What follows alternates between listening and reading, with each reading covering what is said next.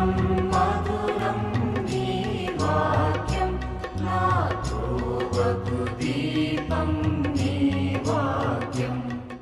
యేసు నామంలో మీకు శుభములు సమృద్ధిగా కలుగునుగాక. మధురం నీ వాక్యం అనే కార్యక్రమానికి స్వాగతం. ఈరోజు మనం మనకి ఎందుకు శ్రమలు వస్తాయి అనే అంశం రెండో భాగం ధ్యానించుకుందామండి. మధురం మధురం నీ వాక్యం నా త్రోవకు దీపం నీ వాక్యం. 1 కొరింథీ 1వ అధ్యాయంలో 4 నుంచి 7 వరకు అన్నమాట. పౌలు ఏం రాస్తాడంటే, మనము శ్రమలు అనుభవించినప్పుడు మనలాగా శ్రమలు అనుభవించే వాళ్ళకి మనం సహాయం చేయగలుగుతాము, వాళ్ళని ఆదరించగలుగుతాము అని. అందుకే దేవుడు మనల్ని శ్రమల్లో నుంచి ప్రయాణం చేసేలాగా చేస్తారండి. ఉదాహరణకి చెప్తాను. డాన్ బోస్కో గారు చిన్నగా 2 సంవత్సరాల వయసు ఉన్నప్పుడు వాళ్ళ నాన్న చనిపోతారంట. వాళ్ళ అన్నయ్య జోసెఫ్ 4 సంవత్సరాలు. ఇంకా నాన్న చనిపోయినప్పుడు ఆయన మృతదేహాన్ని ఇంట్లో పెడతారు కదా మంచం మీద. ఇంకా డాడీ డాడీ అని చాలా ఏడుస్తున్నాడంట. ఇంకా వాళ్ళమ్మ ఎక్కువ ఏడుస్తున్నాడు, బాబు గుండెలు పగిలేలాగాని, నాన్న ఇంకా మనకి లేడు బాబు అని బాబుని లోపల గదిలోనికి తీసుకొని వెళ్తే ఆయన ఎంత బాధపడ్డాడో తర్వాత రాస్తాడండి డాన్ బోస్కో గారు. మా నాన్న చనిపోయినప్పుడు నేను ఏడుస్తూ ఉంటే మా అమ్మ నీకు ఇక నాన్న లేడు బాబు అని నన్ను లోపలికి తీసుకొని వెళ్ళింది. ఆ గాయము నాకు ఇంకా మానలేదు అని. సో పెద్దగా అవుతున్నప్పుడు స్కూల్లో చదువుకుంటున్నా అందరికీ డాడీలు ఉంటారు, అందరూ మరి ప్రేమగా ముద్దు పెట్టుకుంటారు, అన్నీ కొనిస్తారు. కానీ ఇతనికి డాడీ లేరనమాట. సో తర్వాత ఆయనకి ఆ కాలింగ్ అనమాట. తండ్రి లేకపోతే ఎంత బాధ. కనుక తాను పెద్దగా అయిపోయి ఒక గురువు అయినప్పుడు దేవుడు ఆయనతో మాట్లాడతారు. ఏం మాట అంటే దాన్నే రెమా వర్డ్ అంటారండి. ఈ తోడేళ్ళుగా ఉన్న ఈ యవ్వనస్తుల్ని మగపిల్లల్ని గొర్రె పిల్లలుగా మార్చు అని ముందు మాట్లాడతారనమాట. అప్పుడు రైల్వే స్టేషన్స్లో అక్కడక్కడ మగపిల్లలు ఇంకా తల్లి తండ్రి లేకుండా ఉన్న వాళ్ళు అనమాట. సో వాళ్ళని తీసుకొని వచ్చి వాళ్ళకు ఒక ఆశ్రమం అనమాట పెడతాడు. ఇంకా వాళ్ళ అమ్మ కూడా పాపం వాళ్ళకి వంట చేయడానికి వాళ్ళ అమ్మ కూడా వచ్చి సాయం చేస్తారు. మమ్మ మార్గరెట్ గారు అనమాట. అట్లా వాళ్ళతో ఆడుకుంటూ ఇంకా వాళ్ళతో భుజిస్తూ వాళ్ళకి తండ్రిలాగా ఉంటాడు. ఇప్పుడైతే నిజంగా నేను అలా ప్రార్థిస్తాను, ప్రభా యవనస్తులందరికీ ఒక తండ్రిలాగా ఉన్నారు డాన్ బోస్కో గారు. అలాంటి మరి తండ్రులని మళ్ళా లేపండి. యవనస్తులు ఇప్పట్లో ఎలా ఉన్నారు, ఎలా పాడైపోతున్నారు, వాళ్ళకి ఒక తండ్రి ప్రేమనిచ్చేవాళ్ళు అనమాట. సో ఆయన కాలింగ్ ఏంటంటే, ఆయన గాయం ఏంటో అదే ఆయన కాలింగ్ అనమాట. మనకు కూడా ఏ బాధ మనం పొందుతున్నామో అలాంటి బాధల్లో ఉన్న వాళ్ళని మనం ఆదరించాలి, వాళ్ళకి సహాయపడాలని. కొన్నిసార్లు God allows sufferings in our life అన్నమాట. ఇంకా తర్వాత మనల్ని క్రమశిక్షణ చేయడానికి God disciplines us through sufferings అన్నమాట. శ్రమల ద్వారా మనల్ని క్రమశిక్షణ పరుస్తారు. హెబ్రీ పత్రిక 12వ అధ్యాయంలో 6వ వచనంలో మీరు చదివితే పౌలు ఏం రాస్తాడంటే, ఏ తండ్రి తన పిల్లల్ని ప్రేమిస్తాడో వాళ్ళని క్రమశిక్షణలో పెంచుతాడు. బెత్తం వాడతారు. పిల్లలుగా ఉన్నప్పుడు బెత్తం వాడాలి. ఇది తప్పు చేసినప్పుడు బెత్తం వాడతారనమాట. జాన్ వెస్లీ గారి తల్లి అండి, ఇంగ్లాండ్లో అనమాట. 19 మంది పిల్లలంట వాళ్ళకి. ఆమె భర్త పేరు శామ్యుయల్ వెస్లీ. ఆయనేమో ప్రిజన్ మినిస్ట్రీ చేసేవాళ్ళు అనమాట. ఇంకా ఎంత క్రమశిక్షణగా పెంచుతారంటే 5 సంవత్సరాలు నిండిన పిల్లలు లేవగానే వాళ్ళు పరలోక ప్రార్థన చెప్పి మంచం దిగాలంట. ఒకవేళ కొన్నిసార్లు ఇట్లా నిద్రలో ప్రార్థన చెప్పకుండా కాలు కింద పెట్టారనుకోండి, బెత్తంతో వేస్తారంట. అలా పెంచడం వల్ల ఆయన చెప్తాడు, మా అమ్మ మమ్మల్ని ఎంత మెథాడికల్గా పెంచారు. 5 గంటలకి లేవాలి, మంచం మీదనే పరలోక ప్రార్థన చెప్పాలి, ఆ తర్వాత ఎవరి పనులు వాళ్ళకి అన్నమాట. వీళ్ళు పిడకలు చేయాలి, వీళ్ళు ఈ పని చేయాలి. 3 ఆవులు ఉంటాయన్నమాట. ఆ పాల మీద పెంచారు. 8 సంవత్సరాల లోపల వాళ్ళ ఒక పాప పేరు మహీత్ బెల్ గ్రీక్లో బైబిల్ కంఠత చేయించారంటండి. ఇంగ్లాండ్ అంటే ఇంగ్లీష్ భాష కదా, ఇంగ్లీష్ భాషలో చేయిస్తే అది వేరు, సొంత భాష. అలా అందరు పిల్లల్ని పెంచుతారనమాట. చివరికి ఆ 19 మందిలో 8 మంది బ్రతుకుతారు. 15 అబ్బాయి ఈయన జాన్ వెస్లీ గారు మెథాడిస్ట్ చర్చిని స్థాపిస్తారండి, ఫౌండర్. ఆయన ఆ పేరు ఎందుకు పెడతారంటే, మా అమ్మ మమ్మల్ని మెథాడికల్గా పెంచారు. ఈ టైంకి లేవాలి, ఈ ప్రార్థన చేయాలి, ఈ పని చేయాలి, ఈ టైంకి భుజించాలి. ఇంట్లోనే బోర్డు పెట్టుకొని పిల్లలకి బైబిల్ గ్రంథం అంతా బోధించారంట ఆ తల్లి అన్నమాట. క్రమశిక్షణలో పెంచిందంట. ప్రతి ఒక్క బిడ్డని కూడా క్రమశిక్షణలో పెంచడం వల్ల జాన్ వెస్లీ గారు ఇంగ్లాండ్లో ఒక పెద్ద బ్లెస్సింగ్గా మారారనమాట. ఈయన బోధన వలన యుద్ధాలు ఆగిపోయాయి. అంత బాగా బోధించేవాళ్ళంట. శాంతి స్థాపకులు, ధన్యులు, వారు దేవుని కుమారులను పిలువబడతారు. కనుక మనం యుద్ధాలు చేయకూడదు, అందరితో సమాధానంగా జీవించాలి. ఏ దేశమైనా అందరూ దేవుడి బిడ్డలే. అలాగే చార్ల్స్ వెస్లీ గారు అమెరికాలో సువార్త బోధిస్తే విడాకుల సంఖ్య చాలా తగ్గిపోయిందంట. ఒక ఆదాంకి ఒకే అవ్వ, ఒక భర్తకి ఒకే భార్య, చివరి వరకు నమ్మకంగా ఉండి పిల్లల్ని దేవునిలో పెంచాలి, పిల్లల్ని కూడా దేవునిలో పెంచాలి అని బోధిస్తూ ఉంటే వివాహాలు అక్కడ నిలబడ్డాయంటండి. ఇప్పుడు ఇలాంటి బోధకులు మనకి కావాలన్నమాట. ఇప్పుడైతే 1కి 1 అని చెప్తున్నారు. అంటే every second marriage is going for divorce in America. అంటే ఎంత సాడ్ అండి, అసలు ఎంత బాధాకరమైన విషయం కదా. వివాహాన్ని గురించి ఎంత చెప్పాలి, కుటుంబాన్ని గురించి ఎంత చెప్పాలి చెప్పండి. మనల్ని కూడా ప్రభువు ప్రేమిస్తారు కనుక మనల్ని క్రమశిక్షణ పరచడానికి మనకి కొన్నిసార్లు బాధలు ఇస్తారు. మిరియాంని చూద్దామండి, మోషే వాళ్ళ అక్కయ్య అనమాట. సంఖ్యాకాండం 12వ అధ్యాయాన్ని చూద్దాం. అక్కడ ఏం జరుగుతుందంటే సిచ్యువేషను, మోషే వాళ్ళ అక్క పేరు మిరియాం. ఫస్ట్ అమ్మాయి పుడుతుంది, తర్వాత అహరోన్ పుడతాడు, తర్వాత మోషే. ఇద్దరిని కూడా ప్రేమగా పెంచుంటుందండి అక్క మోషే.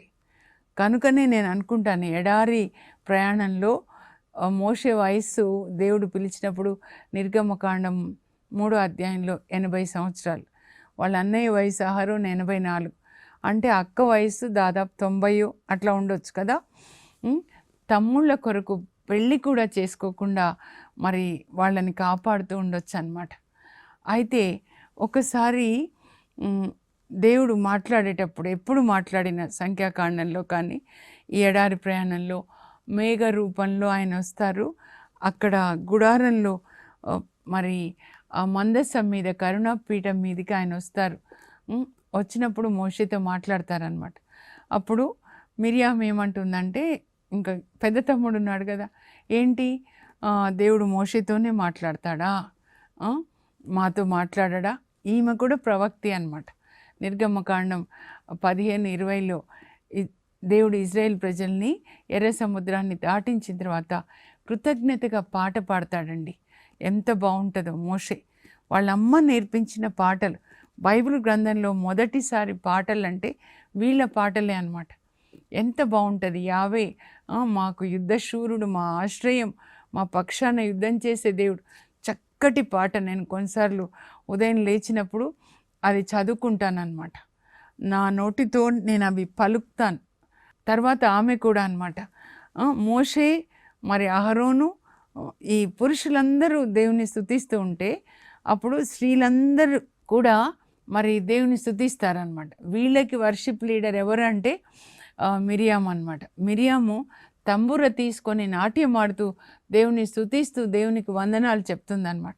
అప్పుడు తక్కిన స్త్రీలు అందరూ అందరూ తంబూరలు తీసుకొని దేవుని స్తుతించి వందనాలు చెప్తున్నారనమాట. యావేని స్తుతిద్దాం మనం, ఆయన మనకి జయాన్ని ఇచ్చాడు, మన శత్రువులని సముద్రంలో ముంచేశాడు. ఆమె కూడా ప్రవక్తి. అప్పుడు అహరోను సోదరి మిరియాము ప్రవక్తి అన్నమాట.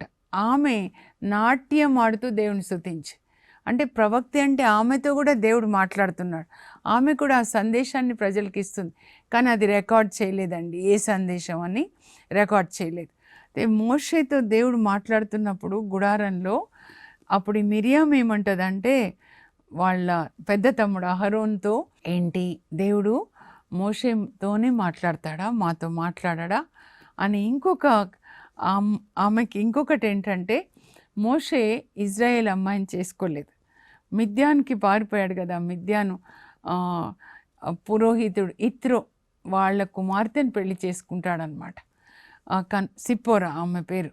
సో అందువల్ల మోషే మీద గొనుగుతుందండి.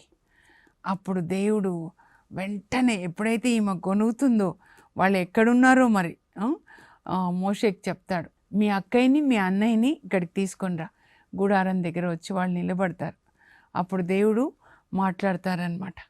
ఏంటి, మోషే నేను ఎన్నుకున్నటువంటి నా సేవకుడు, అతన్ని గురించి మీరు ఇలా వ్యతిరేకంగా మాట్లాడడానికి మీకెన్ని గుండెలు, మిగతా వాళ్ళతో అయితే ప్రవక్తలతో కళల్లో మాట్లాడతాను, ఈయనతో ముఖాముఖి మాట్లాడతాను అని చెప్పి అంటాడనమాట.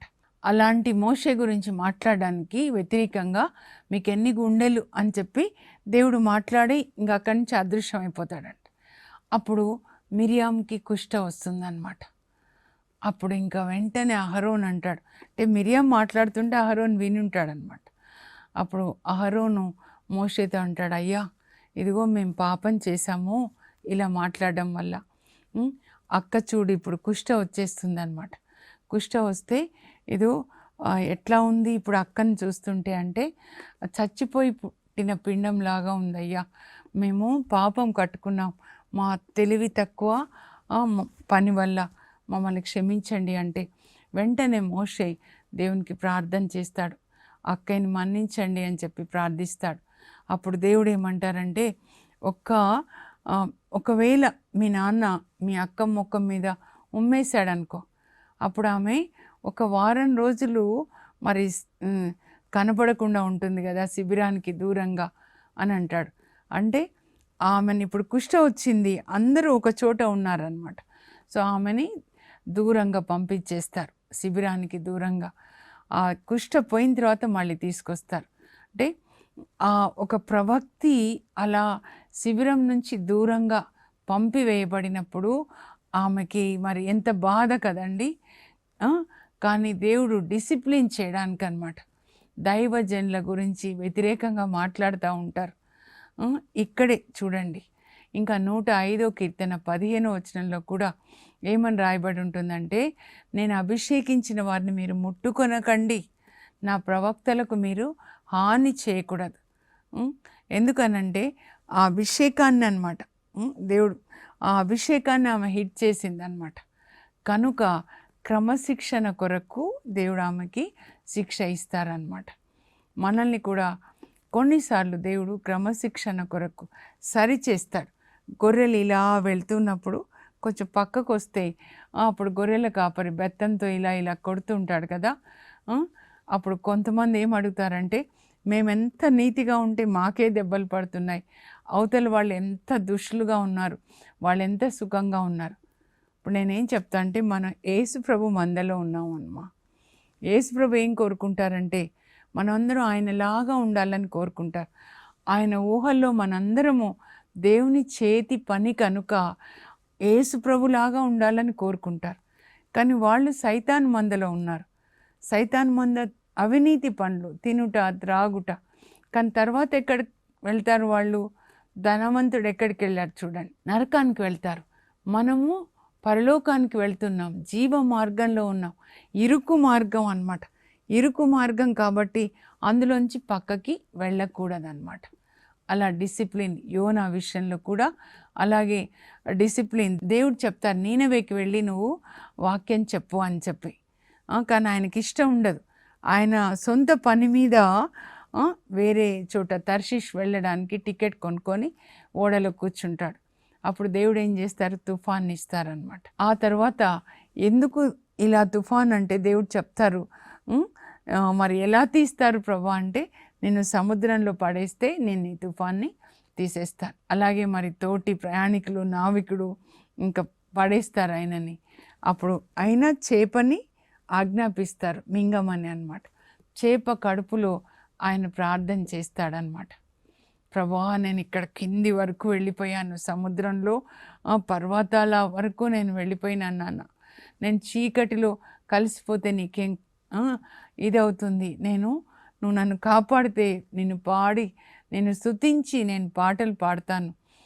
రక్షణ ప్రభు నుంచే వస్తుంది. చేప కడుపులో ఆయన ప్రార్థన చేస్తాడనమాట. ఎందుకంటే చేప సముద్రంలో పర్వతాలను ఇట్లా తాకినప్పుడు ఆయనకు తెలుస్తుంది అనమాట, రక్షణ నీ నుంచే వస్తుంది ప్రభా, సముద్రం లోపల వరకు వెళ్ళిపోయాను అని ఎప్పుడైతే ప్రార్థిస్తాడో మళ్ళీ చేపని ఆజ్ఞాపించి చేప ఒడ్డుకు తీసుకొని వచ్చి కక్కేస్తుంది అనమాట. అప్పుడు వెళ్ళి మళ్ళా ప్రభు మాట్లాడతారు. ఇంకా 3వ అధ్యాయంలో మళ్ళా మాట్లాడతారు. ఇప్పుడు వెళ్తావా, ఇప్పుడు వెళ్ళి నీనెవే వాళ్ళకి నేను ఏ సందేశం నీకు ఇచ్చానో వెళ్ళి చెప్తావా అంటే అలాగే అని వెళ్ళి చెప్తాడండి. చెప్పినప్పుడు ఒక్క సందేశం మరి ఎంత పవర్ఫుల్గా ఉంటుందో. నీనెవేలో 1,20,000 మంది రాజుతో సహా వాళ్ళు పశ్చాత్తాపడతారు. 40 దినాలు వాళ్ళ దుష్ట కార్యాలన్నీ విడిచిపెడతారు. పశ్చాత్తాపం అంటే దుష్టత్వం అంతా హృదయంలోంచి దుష్టత్వం తీసేసి అప్పటి నుంచి దేవుడు చెప్పిన 10 ఆజ్ఞలు బోధిస్తారనమాట.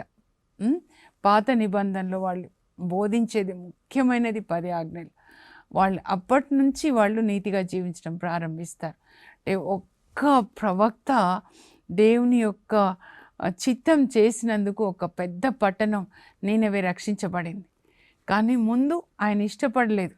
నాకు సొంత పని ఉంది, నా పని మీద నేను వెళ్తానని వెళ్ళబోయాడనమాట. కనుక ఆయనకి దేవుడు అభిషేకాన్ని ఇచ్చారు, కానీ సొంత పని మీద వెళ్తా ఈ పని చేయనన్నప్పుడు ఆయనని డిసిప్లిన్ చేయడానికి తుఫాన్ ఇవ్వాల్సి వచ్చిందనమాట. అందరూ సఫర్ అయిపోయినారు. ఆ తుఫాన్ ఇచ్చి ఆయనని సముద్రంలో పడేసి మళ్ళీ చేప కడుపులో అది మళ్ళీ రక్షణ. లేకపోతే సముద్రంలో మొసళ్ళన్నీ తినేస్తాయన్నమాట. మనకు కూడా కొన్నిసార్లు దేవుని మాట వినకపోతే అలాంటి పరిస్థితులు అన్నమాట. కానీ తర్వాత వింటాడు. మనల్ని క్రమశిక్షణలోనికి తీసుకొని రావడానికి కొన్నిసార్లు గాడ్ అలౌస్ సఫరింగ్స్, కొన్ని రకాల అనారోగ్యం కూడా ఏ విధంగానూ God will have his own plan అండి. ఆ తర్వాత సాతాను మన మీద దాడి చేసినప్పుడు మనకి శ్రమలు వస్తాయన్నమాట. యోబు గ్రంథంలో మనం చూస్తాము, యోబు ధర్మాత్ముడు, దోషరహితుడు, పాపమునకు దూరంగా ఉండువాడు, దేవుని పట్ల భయభక్తులు కలవాడు. కనుక దేవుడు ఏం చేశారంటే యోబు చుట్టూ అగ్ని కంచె వేశారండి. జకర్యా 2:5లో చెప్పినట్లుగా పరిశుద్ధాత్మ అగ్ని కంచె అన్నమాట. అప్పుడు సైతాన్ తాకలేడు. యోబు చుట్టూ, యోబు పిల్లల చుట్టూ, 10 మంది చుట్టూ, యోబు ఆస్తిపాస్తుల చుట్టూ అన్నమాట. అందువల్ల సైతాను పరలోకానికి వెళ్తాడు. దేవుడు చెప్తారు, నువ్వు యోబుని చూసావా, నా భక్తుడైన యోబు ఎంత ధర్మాత్ముడు, ఊరికేనా మీరు ఆయనని, ఆయన పిల్లల్ని, ఆస్తిపాస్తుల్ని అగ్ని కంచె వేసి కాపాడుతున్నారు. ఒకవేళ మీరు ఆ రక్షణ తీసేశారనుకోండి, అప్పుడు ముఖం మీదనే మిమ్మల్ని యోబు దూషిస్తాడు. సరే నీకు అధికారం ఇస్తున్నాను యోబు మీద, నేను ఇప్పటి వరకు ఉంచిన ఈ రక్షణ ఫెన్స్ తీసేస్తున్నా, అగ్ని కంచె తీసేస్తున్నా. యోబు చుట్టూ కాదు, ముందు ఆయన ఆస్తి, తర్వాత పిల్లలు అన్నమాట. అప్పుడు సాతాను సంతోషంగా కిందికి వస్తాడు, వచ్చి అన్నీ చంపేస్తాడు. గొర్రెలు, ఒంటెలు, ఎడ్లు, గాడిదలు, 10 మంది పిల్లల్ని కూడా చంపేస్తాడనమాట. ఆ తర్వాత మళ్ళా పరలోకానికి వెళ్తాడు. మళ్ళా దేవుని దగ్గర పర్మిషన్ తీసుకుంటాడు యోబు శరీరాన్ని తాకడానికి. ఆత్మ దేవుడు పర్మిషన్ ఇవ్వరు. అప్పుడు పుండ్లు ఇస్తాడనమాట. అయినా కూడా ఆ పుండ్లు రసికారుతూ పురుగులు తింటూ ఉంటే పెంట కుప్పం మీద కూర్చొని యోబు దేవుని స్తుతిస్తూ ఉంటాడండి. నా విమోచకుడు సజీవుడుగా ఉన్నాడు, ఆయన కడన నన్ను సమర్థించి తీరుతాడు అని దేవుని పట్ల విశ్వాసపు మాటలు మాట్లాడతాడు. యోబు 19:25 అనమాట. అలాగే యోబు 1:21 మీరు చదివితే అక్కడ ఏమంటాడంటే, ఆయన పిల్లలు చనిపోయారు, ఆస్తి అన్ని గొర్రెలు అన్నీ చనిపోయాయి అన్నప్పుడు, నేను తల్లి కడుపులోంచి దిగంబరుడిగా వచ్చాను, భూగర్భంలోకి దిగంబరుడిగా వెళ్తాను. దేవుడు తాను నాకు దయచేసిన వాటిని తిరిగి ఆయన తీసుకున్నాడు. ఆయనకి మహిమ. అంటే దేవుని యొక్క అధికారాన్ని ఆయన ఒప్పుకుంటున్నాడు. దేవుడు యజమానుడు, ఇవన్నిటికీ కూడా ఈ ఆస్తి నాది కాదు, పిల్లలు కాదు అని దేవుని అధికారానికి ఒప్పుకొని దేవుని స్తుతించాడనమాట. కానీ దేవుడు పెట్టిన పరీక్షలో యోబు నెగ్గుతాడు. కనుక చివరికి మీరు చదివితే 42వ అధ్యాయంలో దేవుడు యోబు కోల్పోయింది 2 అంతలుగా ఇస్తారండి. కొన్నిసార్లు మనం నీతిగా జీవిస్తూ ఉంటాం. సాతాను మన గురించి దేవుని దగ్గర సవాల్ చేసినప్పుడు, మీరు శ్రమలిచ్చి చూడండి, ఈయన విశ్వాసం ఎంతో తెలుస్తుంది, ఆస్తి తీసేయండి, పిల్లల్ని తీసేయండి, లేకపోతే ఆరోగ్యం తీసేయండి అని సవాల్ చేస్తాడు. కానీ అప్పుడు మన విశ్వాసాన్ని కోల్పోద్దండి. మన దేవుడు సజీవుడు, ఆయనకి తెలియకుండా మనకి ఏది కూడా జరగదు. అందుకే 34వ కీర్తనలో దావీదు ఏమంటాడంటే 19వ వచనంలో, నీతిమంతులకు చాలా ఆపదలు వస్తాయి, కానీ వాటన్నిటిలోంచి దేవుడు అతన్ని కాపాడతారు. నీతిమంతుల ఎముక ఒక్కటి విరగదని. ముగించే ముందు ముఖ్యాంశాలు చదువుతానండి, తర్వాత ప్రార్థన చేసుకుందాం. శ్రమలు ఎందులకు వస్తాయి, 2వ భాగం. మనము శ్రమ పడినప్పుడు శ్రమల్లో ఉన్న వారిని మనం ఆదుకొనగలం. డాన్ బోస్కో గారు ఉదాహరణ. శ్రమలు మన క్రమశిక్షణ కొరకు. God disciplines us through sufferings. దేవుడు తాను ప్రేమించు వారిని శిక్షించును. ఉదాహరణకి మిరియాము, యోనా. దేవుడు శ్రమల ద్వారా నరులకు పాఠములు నేర్పును, బాధల ద్వారా వారి కన్నులు తెరిపించును అంటాడు యోబు. దావీదు అంటాడు, నేను శ్రమలను అనుభవించుట మేలే అయినది, దానివలన నేను నీ ఆజ్ఞలను పాటించుట నేర్చుకొంటిని. సాతాను దాడి చేసినప్పుడు శ్రమలొస్తాయి. యోబు శ్రమల్లో దేవుని స్తుతిస్తాడు. నీతిమంతులకు అనేక ఆపదలు కలుగును, కానీ ఆ ఆపదలన్నిటి నుండి ప్రభు అతన్ని రక్షిస్తాడు. ఇప్పుడు ప్రార్థన చేసుకుందాం. పరలోకపు మా తండ్రి, మీ పరిశుద్ధ నామమునకు స్తోత్రం కలుగును గాక. ఇప్పుడు ఈ వాక్యాన్ని వింటున్న బిడ్డలు ఎలాంటి శ్రమల గుండా వెళ్తున్నారో ప్రభా, ఈ వాక్యం ద్వారా వాళ్ళకి జవాబు నాయన మీరు ఇచ్చారని నేను నమ్ముతున్నాను తండ్రి. శ్రమల్లో యోబులాగా మిమ్మల్ని స్తుతించడానికి మాకు కృప దయచేయమని అడుగుతున్నాను తండ్రి. అలాగే దైవజనుల గురించి చెడుగా మాట్లాడకుండా మా నాలుక మీద నీ అధికారం ఉండును గాక. మీ దూతల్ని మా నోటికి కావలిగా ఉంచమని అడుగుతున్నాను తండ్రి. మాకు ఏ శ్రమలన్నీ మీరు అనుమతించారో అలాంటి శ్రమల్లో ఉన్న వాళ్ళని ఆదుకోవడానికి మాకు కరుణని దయచేయండి, కృపని దయచేయండి. యేసు నామంలో అడుగుచున్నాం తండ్రి, ఆమెన్. మీకు ఎందుకు శ్రమలు వస్తాయో ఈ వాక్యం వింటుండగా దేవుడు మీతో మాట్లాడారని నేను నమ్ముతున్నాను. God bless you. Have a blessed day.